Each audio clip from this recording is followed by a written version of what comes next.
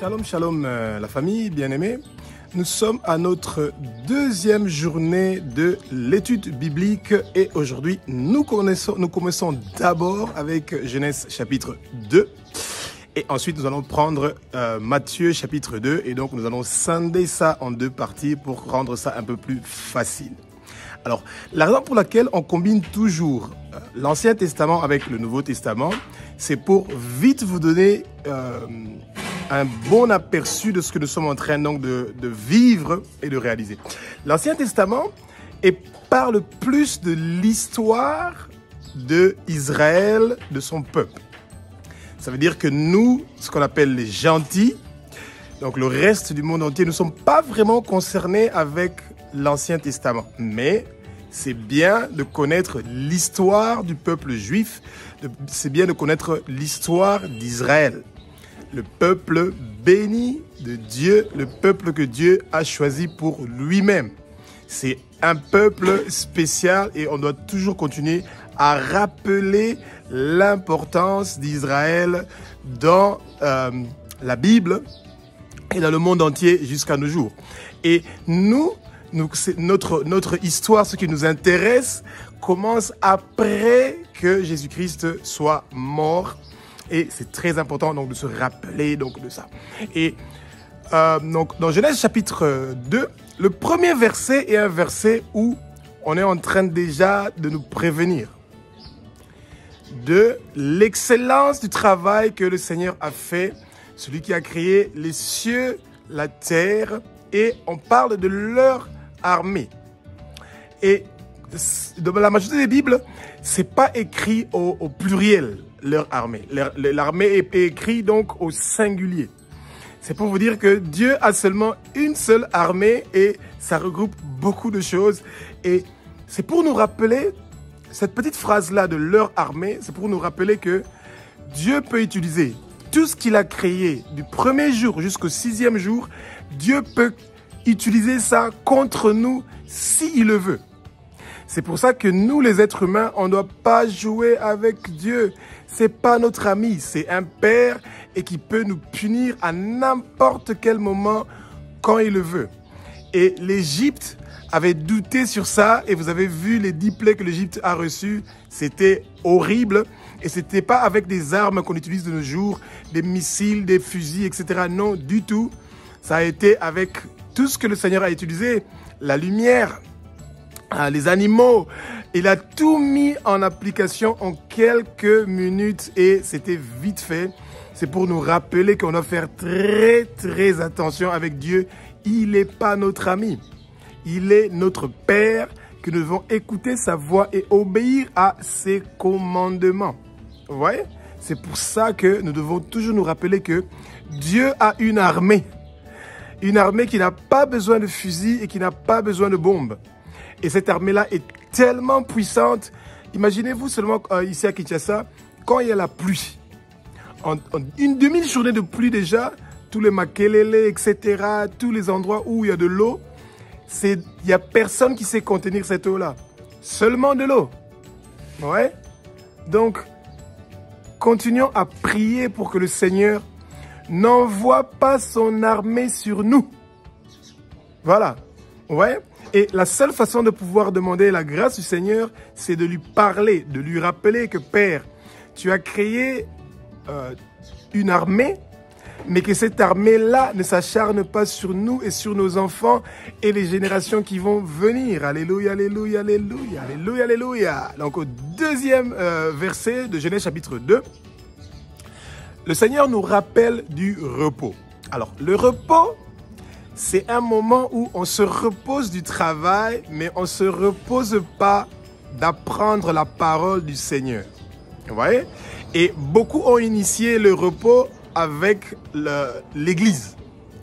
Oui, partir à l'Église, c'est bien. La communion fraternelle, c'est très bien. Mais la communion individuelle avec le Seigneur est quelque chose de très important. Ça veut dire apprendre la parole. Chaque fois, on va continuer à vous le répéter. Que vous devez connaître la Bible comme vous connaissez votre vie. parce que ça, c'est l'arme que vous utilisez, le bâton que Moïse était en train d'utiliser. C'est ça la Bible de nos jours et pas les Bibles qui sont dans vos téléphones. Chaque fois, on vous rappelle, les Bibles digitales, c'est bien, mais vous allez voir que il y a des apps qui se déclenchent, quelqu'un qui vous téléphone, et vous allez constater que quand vous êtes en train de lire la Bible de votre téléphone, toujours il y a des appels qui entrent, ou il y a des apps qui font les updates, etc. Et vous n'êtes pas concentré. C'est pour ça que c'est mieux d'avoir votre Bible hard copy, et ensuite vous vous rassurez que vous avez fermé votre téléphone et vous commencez à méditer votre parole. Prenez ça au sérieux. C'est une nourriture que vous devez manger, boire, jusqu'à ce que vous allez sentir que le Seigneur vous a rempli de sa parole. Et vous devez donc, ce jour de repos est un jour où vous devez passer plus de temps en famille ensemble. Et c'est pas seulement passer le temps en famille ensemble en partant à l'église, non, de partager un repas, une boisson, de discuter, parler de la parole, ce que vous êtes censé déjà faire ensemble en famille, c'est très important. Donc, passer le temps en famille, en train de discuter de la parole, en train de parler de la parole, c'est très important. Et c'est quelque chose qui doit toujours être initié par un père, un papa. Un papa qui est responsable, s'occupe personnellement que sa famille a mangé, pas seulement la nourriture physique, mais aussi la nourriture spirituelle. C'est pour ça que la majorité des parents doivent connaître la Bible mieux que leurs enfants. Vous voyez? C'est très important. Et nous continuons à vous rappeler une fois, tous les jours, ouvrez votre Bible. Tous les jours, méditez la parole. Tous les jours, louez, adorez l'Éternel. C'est très important. Alléluia, alléluia, alléluia, alléluia, alléluia, bien-aimés. Le Seigneur a créé les arbres et les herbes qui donnent les semences. Et ce qui est très important de retenir est que ces arbres-là avaient besoin de la pluie. Vous voyez?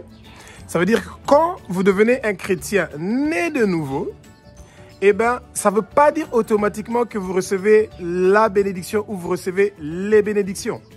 Du tout. Ça ne fonctionne pas comme ça. La pluie que vous voulez faire couler ou faire tomber sur vous et sur votre famille, sur votre quartier, sur la ville où vous habitez, sur le pays où vous habitez, eh bien, cette pluie-là, c'est la prière que vous faites pour les choses qui sont intéressantes pour le Seigneur. Et les choses qui sont intéressantes pour le Seigneur, c'est les choses suivantes. D'abord, Israël est important pour le Seigneur, son peuple béni. Rappelez-vous, nous avons profité seulement de Jésus-Christ parce qu'il est d'abord venu pour ses frères et ses sœurs, les Juifs, Israël. Et c'est ensuite que nous sommes en train de profiter donc de ça. Donc nous commençons d'abord à prier pour Israël. Qu'Israël soit béni. Nous sommes là pour prier pour la paix à Jérusalem, qui est la tranquillité et la paix à Jérusalem. Et c'est seulement quand il y a la paix et la tranquillité à Jérusalem, en Israël, que nos pays aussi vont avoir la paix et la tranquillité. C'est pour ça que vous voulez prier pour votre pays, prier pour votre famille. Vous commencez d'abord à prier pour Israël. Et la parole nous dit, celui qui bénit Israël est béni, celui qui est maudit Israël est maudit. Donc il faut vous rappeler de toutes ces bonnes choses-là. Et ensuite, vous priez pour que le monde puisse se repentir. Donc que le monde arrête de pécher. Vous priez pour le pardon des péchés du monde entier. Vous priez pour les pardons de nos péchés. Vous priez pour les pardons des péchés de nos parents. Vous priez pour le pardon des péchés de nos ancêtres. Toutes ces bonnes choses-là pour lesquelles nous sommes en train de prier, ça nous facilite la tâche de pouvoir avoir la miséricorde du Père parce que nous nous occupons de ce qui est intéressant pour lui et lui s'occupe de ce qui est intéressant pour nous.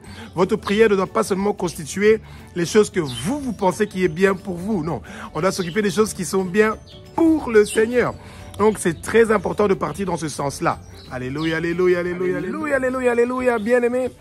Pour être béni, il faut d'abord vous occuper, comme on venait de le dire tout à l'heure, du travail de notre Père. Alors, le travail que le Seigneur nous a donné, c'est le travail suivant. D'abord, de l'adorer. Rappelez-vous, le psaume 150 à la fin, la dernière ligne. Tous ceux qui respirent adorent l'Éternel. Très important. Et il n'y a pas assez d'adorateurs du Seigneur, des êtres humains, malheureusement. Et c'est pour ça que nous devons continuer à prier pour que le Seigneur nous guide, que le Saint-Esprit puisse nous guider, de gagner le maximum d'âmes possible. Ça veut dire que nous devons gagner des âmes pour le Seigneur. Nous devons être des bons gagneurs d'âmes. C'est pas seulement les pasteurs, les églises ou les évangélistes, non. Tout le monde est concerné par ce souci-là, celui de gagner des âmes pour l'Éternel des armées. Et le Seigneur nous permet de gagner des âmes quand nous sommes en train de prier pour que des âmes puissent être gagnées pour le royaume de l'Éternel. Ça veut dire que quand nous pensons que Jésus est puissant, il fait un bon travail, il gagne des âmes lui-même, ça ne fonctionne pas comme ça. C'est nous qui prions, qui demandons au Seigneur que les gens puissent se repentir et qu'ils puissent venir dans le royaume du Seigneur. Parce que venir dans le royaume du Seigneur, c'est quelque chose qui est volontaire. Jamais le Seigneur va vous obliger de venir dans son royaume. Jamais. C'est le Satan qui oblige les gens de partir dans son royaume. Pas le Seigneur. Le Seigneur ne vous oblige jamais de venir dans son royaume. C'est volontairement que vous venez dans le royaume du Seigneur. Et c'est un choix que vous avez. Et nous, en tant que chrétiens, notre objectif est celui de toujours chercher une possibilité de gagner les âmes le plus possible que nous pouvons. Ayez un cahier où vous écrivez les noms des gens que vous avez gagnés pour le Seigneur. Et faites une petite évaluation chaque fin du mois de regarder le nombre d'âmes que vous avez gagnées pour le Seigneur. Pas le nombre de gens que vous avez amenés dans votre église, non. Le nombre de gens que vous avez gagnés pour le Seigneur. C'est les gens que vous avez fait accepter Jésus-Christ, qu'il est le Fils de Dieu, qu'il est Dieu et qu'il a versé son sang sur la croix de Golgotha et qu'il est mort pour nos péchés et qu'il est mort pour que nous puissions avoir la vie éternelle. Ouais. Donc, c'est très important de s'occuper de cette facette-là, de gagner les âmes pour le Seigneur. Alléluia, alléluia, alléluia, alléluia, alléluia, alléluia. Maintenant, ça devient encore beaucoup plus intéressant. Rappelez-vous que même quand vous êtes chrétien, sans le Saint-Esprit, vous pouvez rien faire sur terre. C'est seulement avec le Saint-Esprit que vous pouvez accomplir des merveilles. Et rappelez-vous que seulement en parlant de Jésus aux gens, sans le surnaturel, les gens ne vont pas vous écouter. Si. Et la majorité des églises où vous partez, et il n'y a pas le surnaturel, ça veut dire que les démons ne sont pas chassés, les maladies ne sont pas guéries, les âmes ne sont pas gagnées. Il y a un souci dans cette église-là, vous voyez. Et la chose qui est facile, c'est de prier pour ces églises-là, pour que le Seigneur puisse toucher le cœur des intercesseurs, pour qu'ils puissent prier et méditer la parole de façon à pouvoir faire ces choses-là. Les gens qui viennent à l'église 10 ans, ils sont toujours boiteux. Les gens qui sont aveugles 10 ans, il y a un souci. Même 5 ans. Les gens qui font l'impudicité, beaucoup d'années dans l'église, ils ont beaucoup de sortes de maladies et jamais ils sont en train de guérir de ça. Il faut se poser la question de savoir qu'est-ce qui ne va pas dans notre église. Et l'idée n'est pas celui de fermer cette église-là, non, du tout. L'idée est celui de se mettre en analyse et de trouver des solutions pour cette église. Ouais. Donc, c'est très important. Et donc, le Saint-Esprit est en train de nous accompagner, ou nous, on est en train d'accompagner le Saint-Esprit, pardon, oui. Donc, nous, on est en train d'accompagner le Saint-Esprit à préparer le retour de Jésus-Christ sur terre. Jésus va revenir pour ses frères et ses sœurs d'Israël. Et nous aussi, nous allons bénéficier de ce retour-là. Et c'est pour ça que nous sommes invités aux noces de Jésus-Christ avec son Église. Et nous devons être préparés. Et le Saint-Esprit est en train de nous préparer. Et la plus meilleure préparation que nous pouvons faire, c'est celui de vivre une vie parfaitement parfaite, complètement complète. Ça veut dire vivre dans la sanctification. Vivre dans la crainte du péché, vivre en dehors du péché, refuser le péché dans notre vie. Vous voyez, c'est très important ces choses-là. Et le Saint-Esprit nous accompagne pour préparer ces choses-là.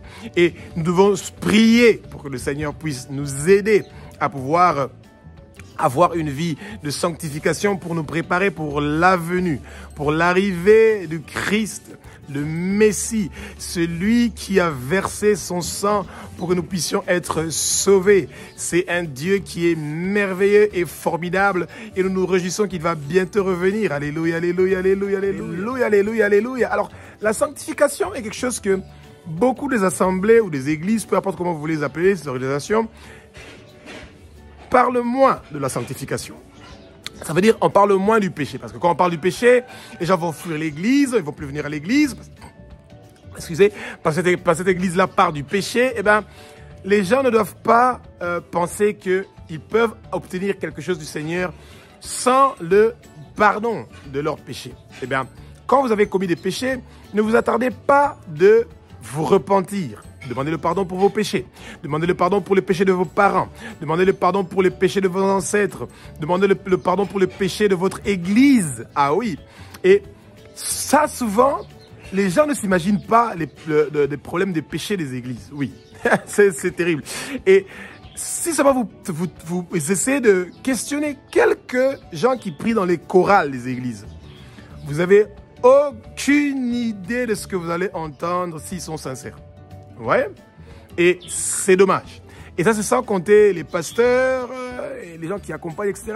C'est des choses qui sont abominables que vous allez entendre. Vous dites qu'ils sont à l'intérieur de l'église et ils sont en train de faire ces choses-là. Et c'est parce qu'on ne parle pas de la sanctification. Les gens parlent plus de la bénédiction que de la sanctification. Or, la bénédiction commence d'abord par la sanctification. D'abord, pardon, arrêtez de pécher. Le pardon de péché, demandez le pardon de péché et ensuite vous recevez la bénédiction. La bénédiction vient automatiquement quand vous avez demandé le pardon. Ouais? Et donc c'est très important de vous rappeler donc de ces choses-là et de surtout prier pour la sanctification des 6 continents, de toutes les nations. Aujourd'hui, c'est devenu très naturel de commettre les péchés, surtout les péchés qui ont à voir avec le sexe. C'est terrible. Et les gens qui racontent des bêtises ou qui insultent les autres en longueur de journée, ouais, c'est très important de pouvoir penser à ces choses-là. La sanctification. Et le Seigneur parle donc de ça.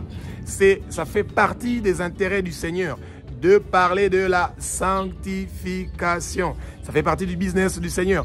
Même si nous savons qu'il y a les commandements, mais c'est bien de toujours répéter aux autres, de toujours répéter aux organisations qu'une vie de sanctification est une vie très importante. Alléluia, alléluia, alléluia. Alléluia, alléluia. Le verset 7 de Genèse chapitre, donc de Genèse chapitre 2 au verset 7, c'est un verset très important. C'est plutôt dans Genèse, donc chapitre 1, on parle de créons l'homme selon notre image et notre ressemblance. Là, on parle de pluriel et ça veut dire qu'on parle de Dieu, l'Éternel des armées, le roi des rois, le Seigneur des seigneurs. On parle de Jésus-Christ, son Fils unique, le Messie, et on parle du Saint-Esprit. Et ne faisez pas une confusion avec la Trinité. Non, Dieu est unique. Il est le seul Dieu. Il n'y a pas 3 dieux en Dieu. Non. Non, Dieu, il est unique. Et c'est pour ça qu'on dit Shema Israël. Tu es Adonai et tu es Elohim, tu es Elohenu. C'est pour vous rappeler qu'il y a seulement un seul Dieu. Il n'y en a pas 3. Ouais, donc rassurez-vous. Et ensuite, la parole nous dit que l'Éternel a formé, là on parle encore une fois du singulier, on parle de l'Éternel a formé l'homme. Donc là on parle du singulier, mais c'est tous les 3 qui sont donc ensemble. On a formé l'homme de la poussière. Le premier homme a été créé de la poussière. Donc nous venons initialement de la poussière et nous retournons de la poussière. C'est pour ça que nous devons avoir peur de cette terre qui peut nous avaler. Oui, la terre peut nous avaler. Pourquoi? Parce que nous sommes des gens qui sont inutiles, comme on le dit. Et c'est là que l'être humain doit continuer à se rappeler de l'humilité que nous devons avoir. Parce qu'il y a un Dieu qui peut ôter notre souffle de vie. Et ensuite, nous avons, quand il n'y a plus d'âme dans notre corps, eh ben, la seule chose qui va se passer, c'est plus tard, c'est notre corps va redevenir une poussière d'où elle vient. Ouais. Et donc, c'est très important de toujours se rappeler, de s'humilier devant le Seigneur. Quand vous commencez votre prière, toujours rappelez au Seigneur que vous venez de la poussière, vous n'êtes que poussière et vous retournez dans la poussière. Ouais. Donc, c'est très important de vous rappeler de ça, que vous êtes inutile. À n'importe quelle seconde, le Seigneur peut vous éliminer et vous éliminer, pardon, et vous disparaissez. Le Seigneur n'a pas eu peur de faire disparaître 40 000 personnes dans le désert. Et ça veut dire que vous aussi, à n'importe quel moment, le Seigneur peut se débarrasser de vous. Et rappelez-vous de ça. Alléluia, alléluia, alléluia. Alléluia, alléluia, alléluia. Bien-aimé. Et l'Éternel souffla l'âme dans l'homme. Donc, on a d'abord créé l'homme avec la poussière. Et ensuite, on a soufflé l'âme en la personne. Donc, ça veut dire que quand vous n'avez pas d'âme, eh ben, c'est impossible de pouvoir vivre. Donc, ça veut dire qu'une autre fois, plus tard, nous allons arriver sur la composition de l'homme, qui est composé donc de l'âme, l'esprit et du corps.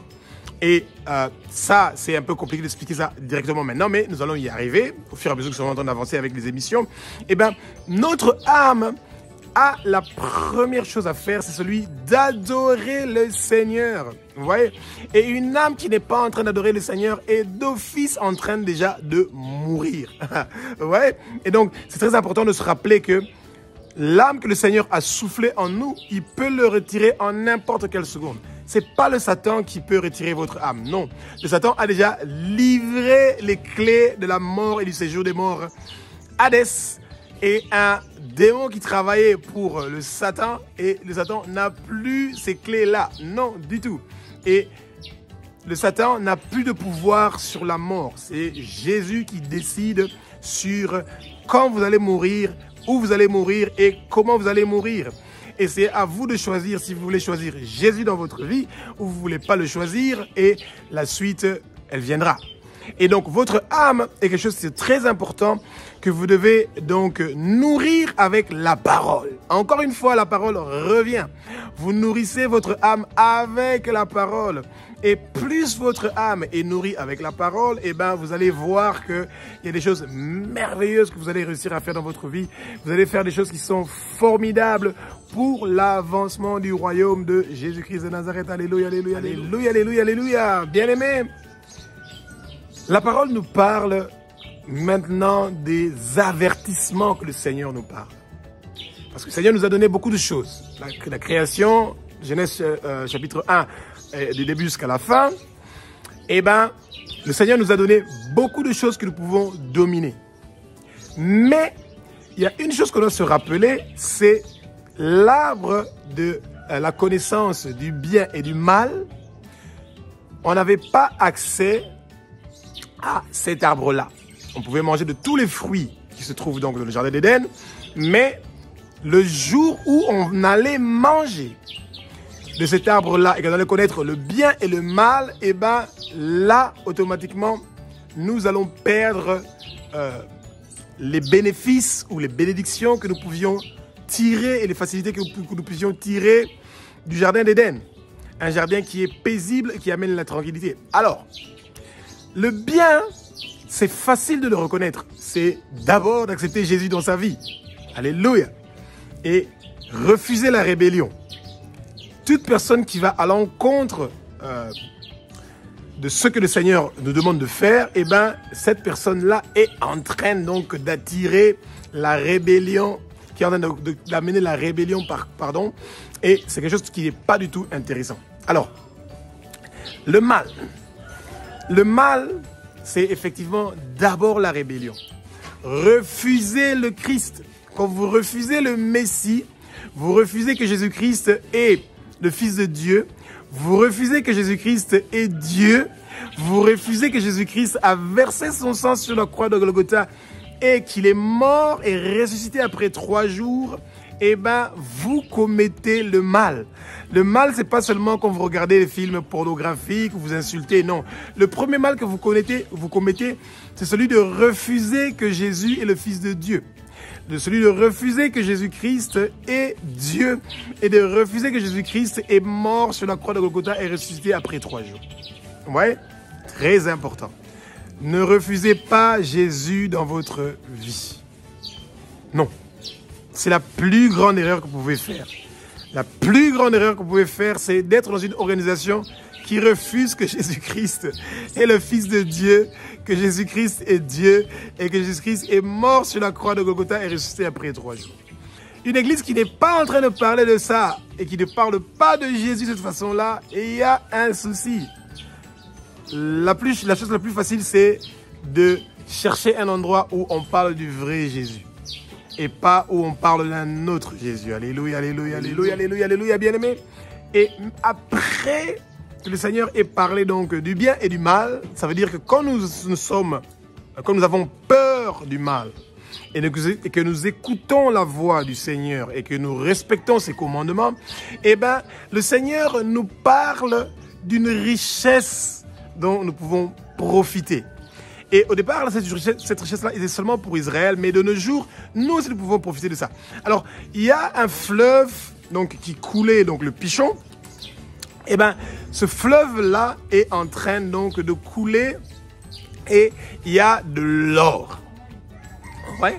Et il y a donc de l'or. Alors, l'or là, c'est pour déjà vous dire que Canaan, où Abraham, on avait donné cette terre-là, qui est Israël aujourd'hui, eh bien, Canaan avait déjà de l'or. Donc, le Seigneur savait pourquoi il a envoyé Abraham là-bas. Vous voyez? Parce que le Seigneur savait déjà qu'il y a beaucoup de richesses à Canaan, et notamment, à part l'or, il y avait aussi le bédlion. Le bédlion, c'est un produit qui venait des arbres et c'est un produit qui servait à guérir toutes sortes de maladies. Et l'onyx aussi joue ce même rôle-là. Ça veut dire que le Seigneur avait déjà placé des choses intéressantes en Israël et c'était une terre qui est réservée déjà pour son peuple unique. Et nous pouvons seulement que bénéficier de ça à distance, vous voyez. Et de nos jours, il y a beaucoup de pays où il y a ces richesses-là, notamment l'or pour le Congo par exemple, c'est incroyable. Mais pour bénéficier de cet or-là, nous devons vivre dans la sanctification. Ça se répète, ça revient toujours. Et quand nous écoutons la voix du Seigneur et que nous respectons ses commandements et que nous suivons ses commandements, eh ben, la richesse vient de soi dans le travail. Alléluia, alléluia, alléluia, alléluia, alléluia. Bien-aimé, au verset 15 de chapitre, donc Genèse chapitre 2, le Seigneur nous rappelle la responsabilité que nous avons. Ouais. Et la majorité des gens sont en train de détruire le monde. Ouais.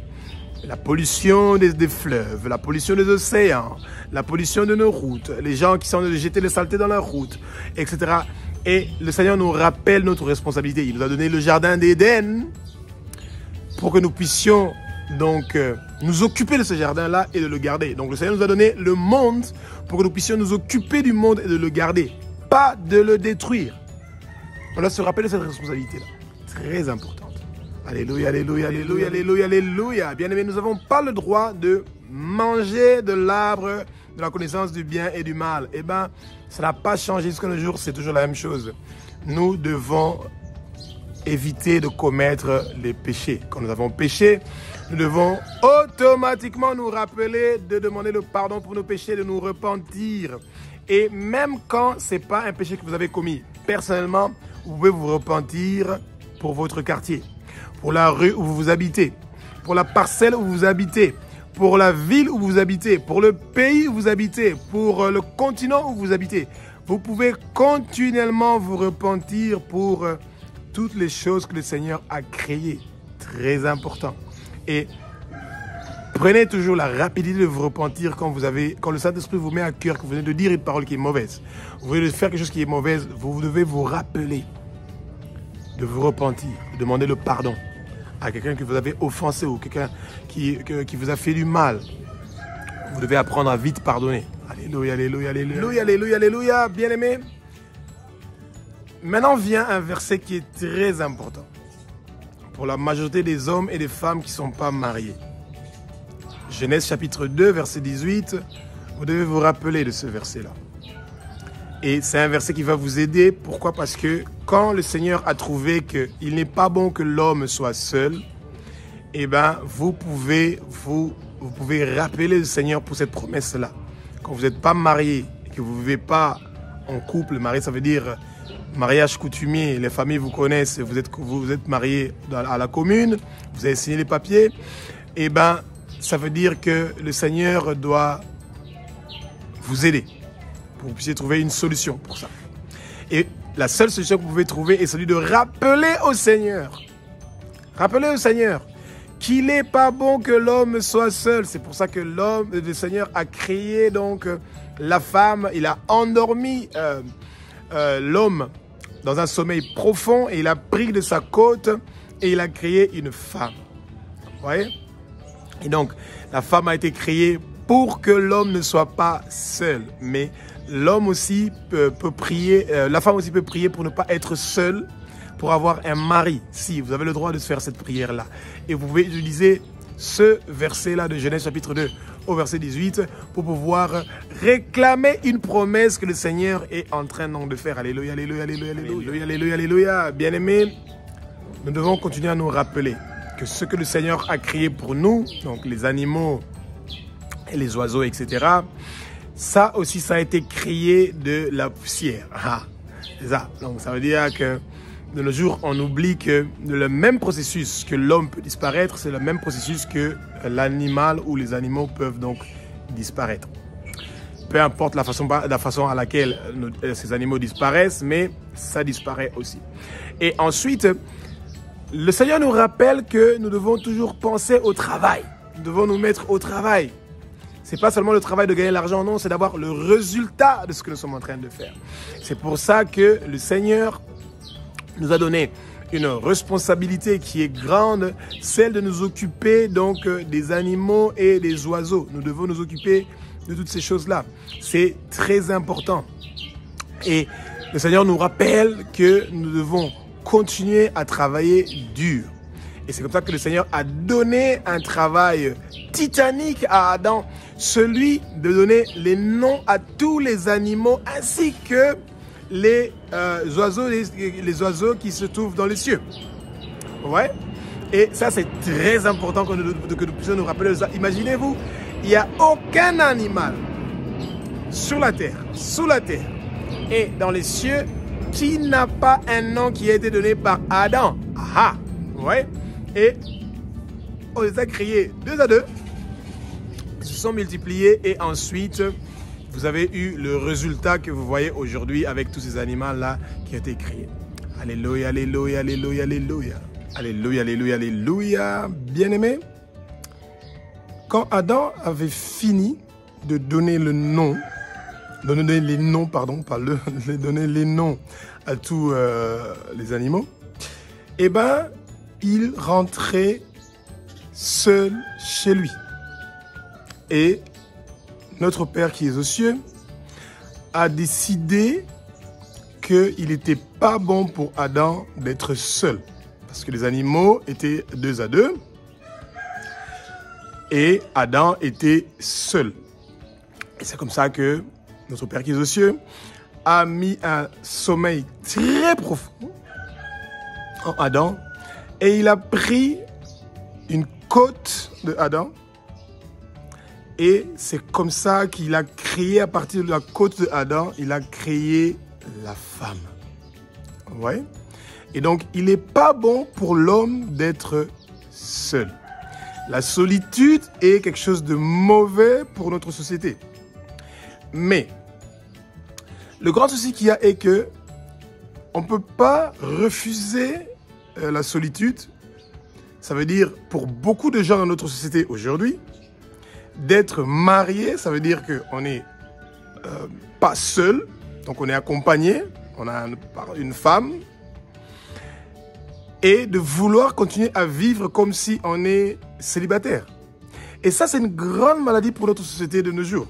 Beaucoup d'hommes veulent être mariés, porter une bague, faire une fête, etc. Mais au même moment, ils veulent continuer à vivre une vie comme quelqu'un qui est célibataire. Et ça, c'est très mauvais. C'est not done, comme on dit donc, en anglais. Et il faut toujours que l'homme pense à ça.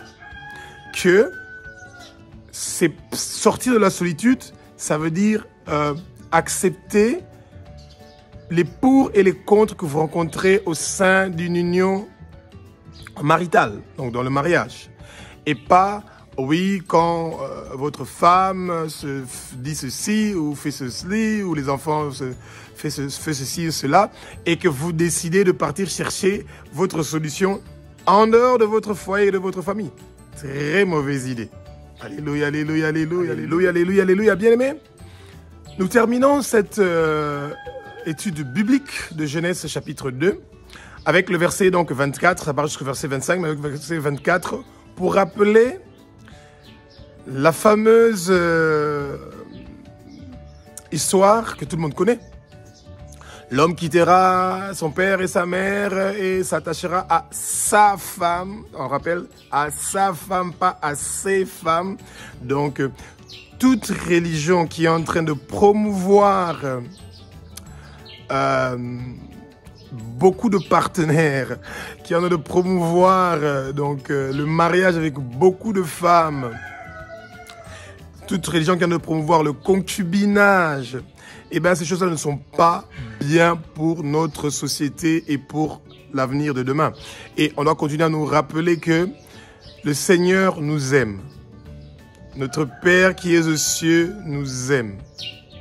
Adonai, Elohim nous aime, bien-aimés. Et c'est pour ça qu'il a envoyé son Fils unique, Jésus-Christ de Nazareth, pour venir sur terre, pour verser son sang pour nous et que nous soyons donc délivrés de l'oppression et de tout le travail que le Satan est en train de faire nuit et jour pour nous maintenir dans les ténèbres, et c'est vraiment horrible. Au moment où nous sommes en train de faire cette émission, eh ben, il y a un incendie violent, horrible, qui est en train d'avoir lieu à Los Angeles. Donc, nous sommes en train de compatir avec les gens qui sont à Los Angeles, aux États-Unis. Et il y aura une émission qu'on va faire spécialement pour cet incendie-là, parce que nous devons prier pour Los Angeles. Et on va vous expliquer la raison pour laquelle on doit vraiment prier pour cette ville-là. Il y a une très, très grande communauté juive là-bas. Et non seulement eux, mais il y a une grande diversité de beaucoup de nations qui sont là-bas à Los Angeles. Peu importe les promotions qu'ils sont en train de faire, parce que Los Angeles est réputé d'être une ville qui fait une grande promotion de l'homosexualité. Mais nous, notre problème, c'est d'emmener le peuple vers Jésus. Gagner les âmes vers Jésus. Critiquer ce que les autres gens sont en train de faire, critiquer leur mode de vie, leur façon de vivre, nous gagnons rien dans ça. Mais quand nous gagnons les âmes pour Jésus, nous gagnons quelque chose dans ça. Et ça, c'est intéressant pour nous. Donc, nous terminons avec une petite prière. Éternel des armées, Maître univers, toi qui es le roi des rois, le Seigneur des seigneurs, merci encore une fois d'avoir été avec nous pendant tous ces moments où nous sommes en train d'apprendre ta parole, où nous sommes en train de partager ta connaissance, Saint-Esprit. Continue à nous remplir, continue à nous parler, même quand nous avons fini de méditer la parole, continue à nous expliquer, à nous parler, à nous expliquer pour que nous puissions comprendre en profondeur ce que le Père veut que nous connaissons de la parole qui coule en nous, que cette parole-là puisse nous faire grandir, que nous puissions grandir spirituellement. Ainsi nous avons prié au nom puissant de Jésus-Christ de Nazareth. Amen.